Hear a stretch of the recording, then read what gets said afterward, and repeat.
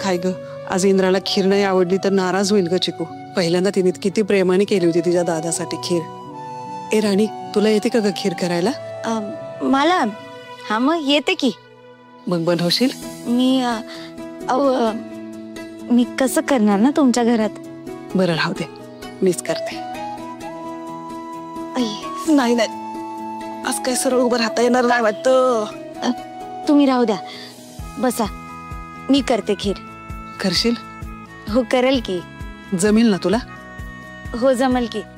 आणि आज अश्विनीच्या चेहऱ्यावरचा आनंद नाही मावळू देणार मी. तुम्ही मला फक्त सांगा की कुठं कुठं काय काय सामान ठेवलंय. हा,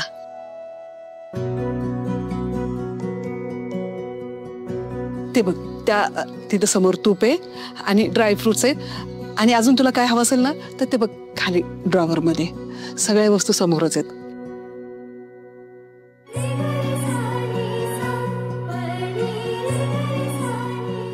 आणि दूध? दूध ते काय तिथंच आहे.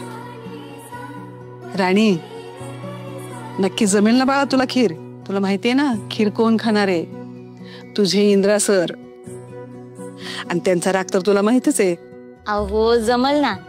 आणि माझी खीर ना कधी चुकूच शकत नाही. तुम्हाला एक सांगू का, आमच्या वस्तीत कुठला पण कार्यक्रम असला ना तर खीर बनवायची जबाबदारी माझ्यावरतीच असते. अहो बघा आज कशी खीर बनवते ते. इंद्रा सरांनी अश्विनीचं कौतुक केलंच पाहिजे. बर का राणी, इंद्राला फक्त माझ्या किंवा मालतीच्या हातचीच खीर आवडते बर का. अगं एवढा परदेशात राहून आलाय पण त्याला जेवण आज सुद्धा घरचंच लागतं. आणि अगदी जसंच्या तसं. जरा सुद्धा खारट तिखट चालत नाही बरं. सगळ्या वस्तू कशा अगदी बरोबर हव्यात. अहो फक्त जेवणाच्या बाबतीतच नाही, प्रत्येक गोष्टीच्या बाबतीत आहे ना त्यांना सगळं चांगलं लागतं. अजिबात चूक झालेली चालत नाही. सगळे एकदम परफेक्ट पाहिजे. जर अश्विनीने ही खीर खाऊ घातली असती ना इंद्रा सरांना तर लई ओरडा बसला असता ना. अगं अश्विनीला आणि ओरडणार शक्यच नाही.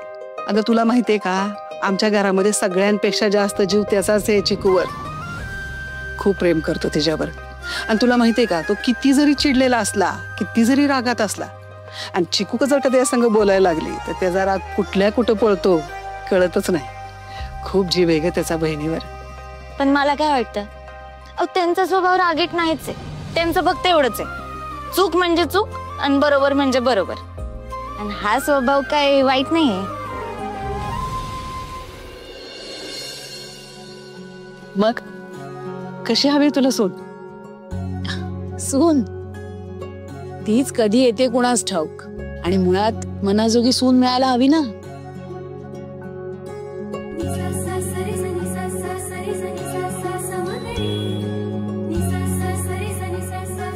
तसा काय माझा इंद्रा माझ्या शब्दाच्या बाहेर नाहीये.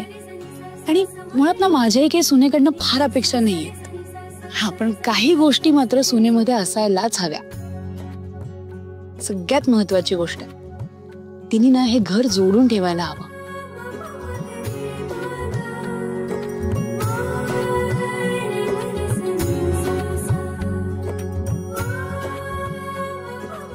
माझा इंद्रा काय सतत कामातच अडकलेला असतो, पण त्याला घरची ओढ वाटेल अशी सून हवी.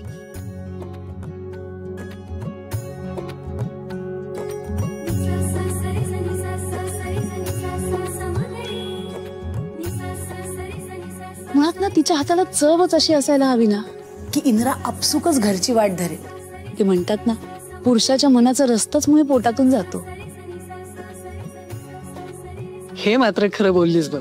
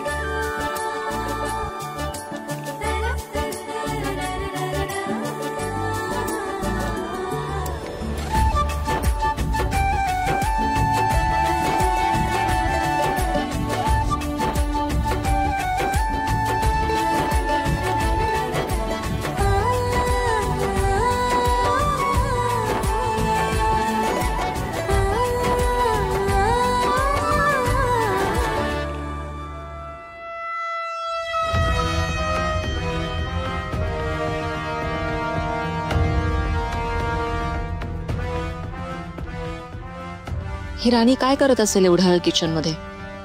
चोरून काही खात तर नसेल ना? बघायला पाहिजे.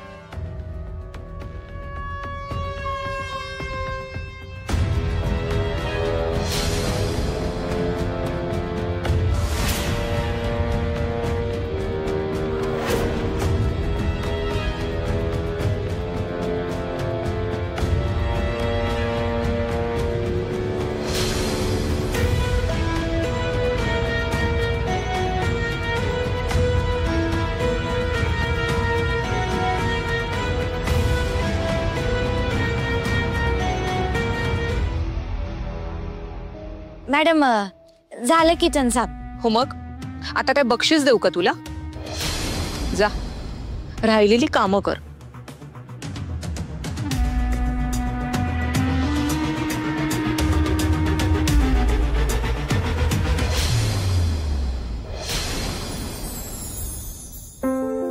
बापरे, केवढी मोठी खोली.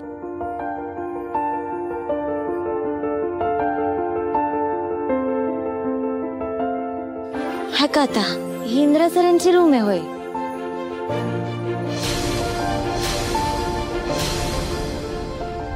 बापरे, एवढ्या मोठ्या खोलीत एकटेच राहतात. आता लग्न नाही झालं तर एकटेच राहत असतील. काय या मोठ्या लोकांचं ना. जाऊ दे राणी, तुला काय करायचंय? चला पटापट इथला आवरून आहे ना त्या दुसऱ्या खोलीत जावं लागेल, नाहीतर त्या उर्मिला मॅडम बसकन अंगावर येते. मला कळत नाही या घरातले सगळे लोक असे बसकन अंगावर कशाला येतात.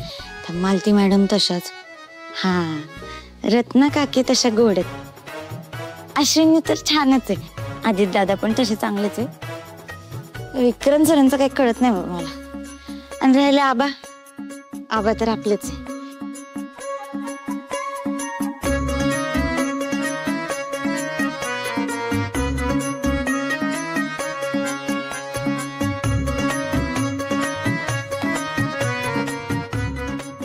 बाकी तर सगळं